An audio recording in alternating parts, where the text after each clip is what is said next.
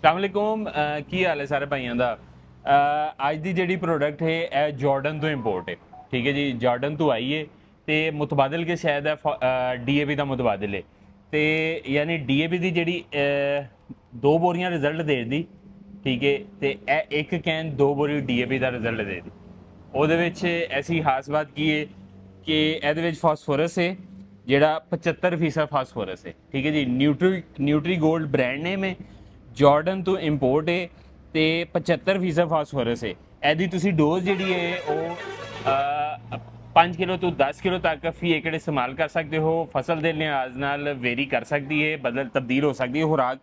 लेकिन अंदर ये की शैवां मौजूद है वह तो जिक्र करने। नाइट्रोजन है 5%, फास्फोरस है 75%, पोटाश है 3%, सल्फर है 2%, फिर इस अलावा अजाई सगीरा ने कापर, जिंक, मैगानीज ते मोलिब्डेनियम।